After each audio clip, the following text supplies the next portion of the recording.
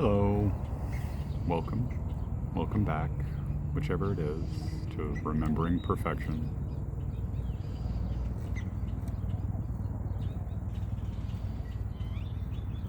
Still in kind of an unplanned state, not really written anything down. Maybe it would be beneficial, we'll see. But I was just sitting out here by the lake. It's a very calm lake, very peaceful.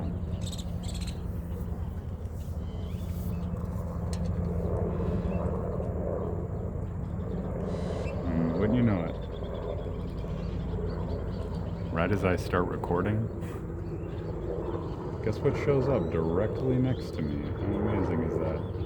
It's like another murder of crows. Isn't that nice? Makes me wonder what the universe is saying to me right now. It's a lot of beautiful birds. I love them. Crows are magical.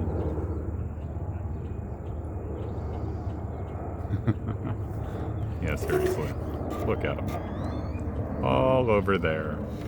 Just all flew over right after I started the video. Isn't that awesome? God is great.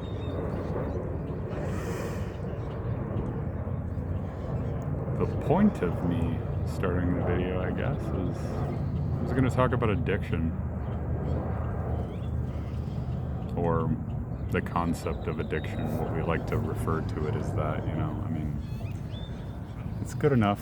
It's a good enough term for what it is. But I find myself a little bit resentful or a little bit hesitant at minimum to use labels at all. Because labels are just limitations, really.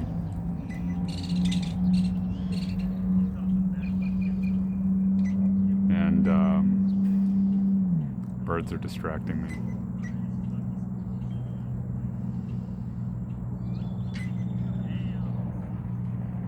And addiction is a funny thing. I might have said this already or in some way or another, but I think it was a Gabor Mate quote or something like that. It's having to do with addiction, and the idea is something that almost works, you can never get enough of, or flip it around, however you want to phrase it. That was the essence of it. And that's essentially all addictions are, or the things that we refer to as addictions, the hard drugs, meth and coke and crack and all this other stuff, and even marijuana to some degree, I guess, could be seen this way, and alcohol, one of the most destructive legal substances that are out there, which I just find hilarious. It's quite funny. But anyway,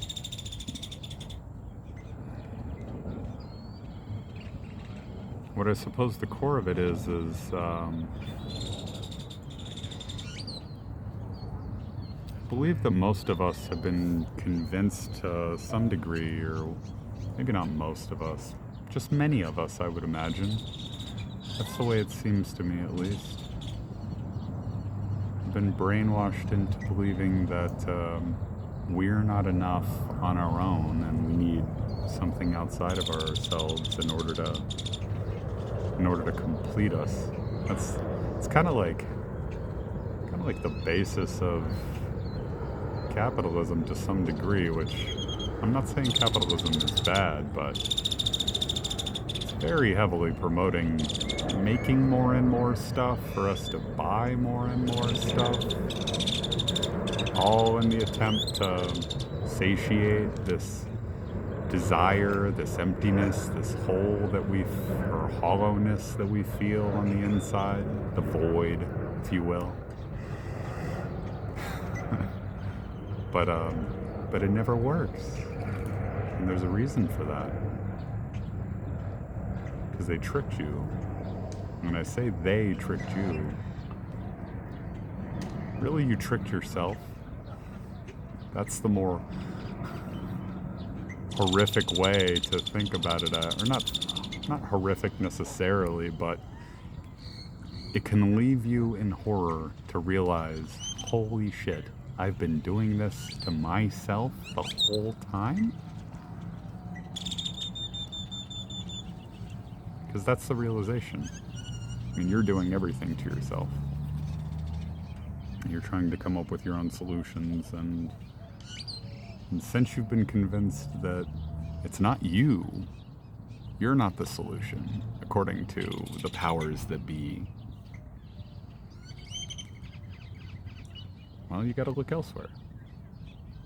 But let me tell you, they lied to you. Whoever they are. Whoever's in charge, not to say that there's any one particular person in charge, but the people that quote unquote hold authority in our society as of right now. It's a lie. You are the most important thing. The point of this life is not to look outside of yourself for the answers, because you won't find anything but more of yourself. The reflections of whatever it is that you believe, whatever you hold to be true inside of your mind, is all you will ever see in the universe. It's just a reflection of you. It's one big mirror. Or, if you prefer, infinite mirrors. Infinite. Everything reflects you.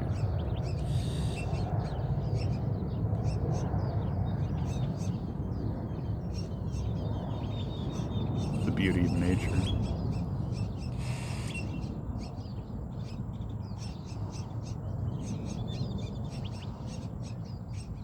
And anything else that you can think of.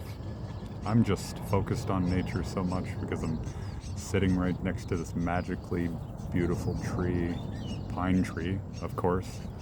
Go figure. They're super common in this state, that's for sure, and I love it, honestly, because it's reminiscent to the pineal gland, pine cone. That's what your pineal gland is shaped like. And that's one of the most important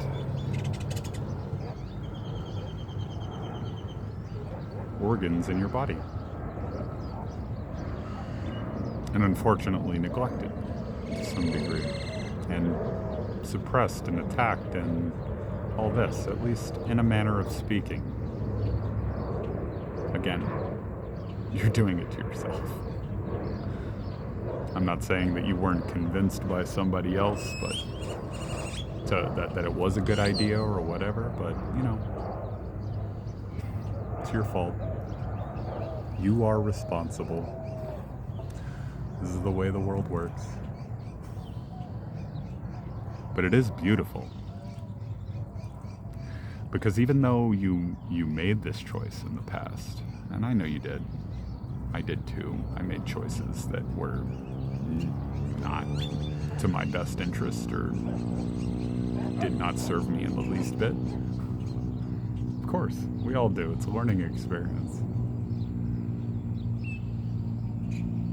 The beauty is that you have the authority and the sovereignty and the freedom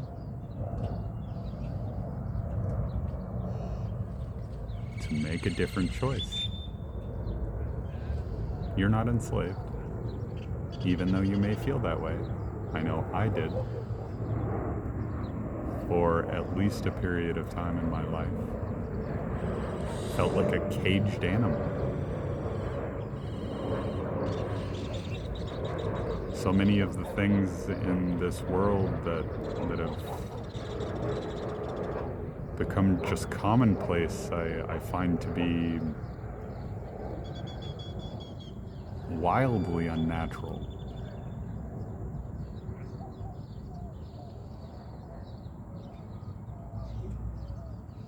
Cities, putting millions of people within a few miles of one another. I mean, I get the efficiency factor. That's all nice, but that's never how we used to live, of course. There never used to be this many people. It's unprecedented times. I say unprecedented, it's not the right word, but it's like, I don't know. I don't know what to say about it other than it's now. Everything before, quote unquote, before has led to this.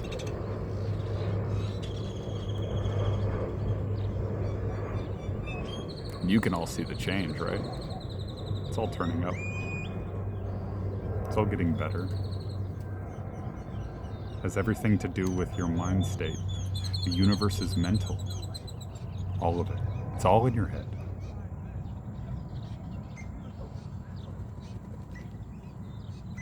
Isn't it amazing how if you think a certain thing is going to happen or a certain response is going to be made or any of these kind of things, that's exactly what you get? Maybe it's not going to be immediate, but eventually you get there. You get exactly what you want all the time. So I guess back full circle to the addiction thing is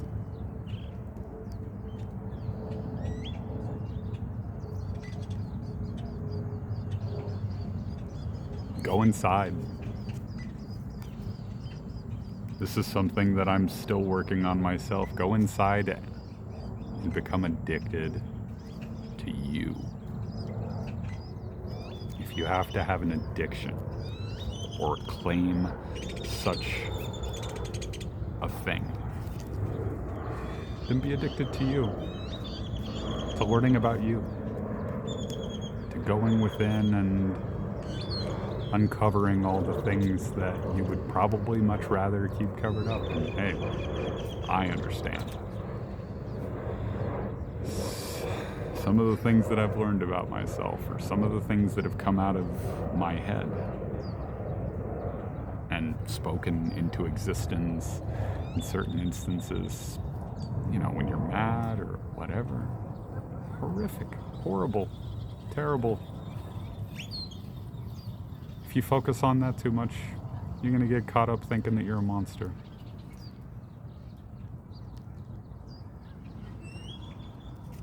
Which is, funny enough, I think the reason why a lot of people turn to addictive substances.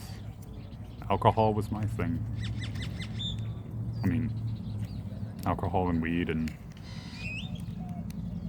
not even substances, but like video games and movies and TV shows. All of it trying to escape. From what? What do I think I'm gonna escape?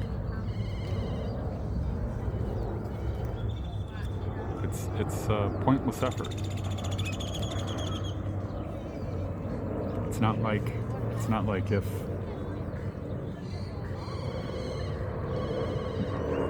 I guess you would say worst case scenario. I'm beginning to think I don't know even how much it matters. But worst case scenario, as far as what most people would be concerned, you die from your addiction. Well, then you'll realize, I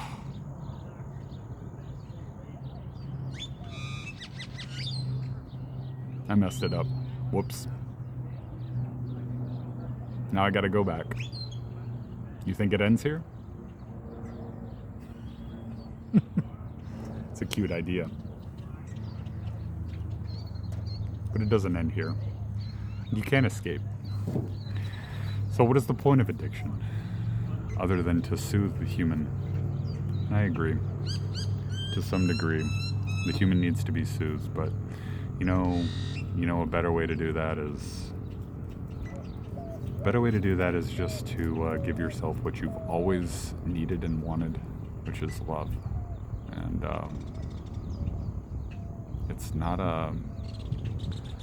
it doesn't seem to me that it's a thing that very many people give to themselves. They expect somebody else to give it to them from the outside. And that's, again, it's the wrong answer. You can't get love from anybody else. The only way you get love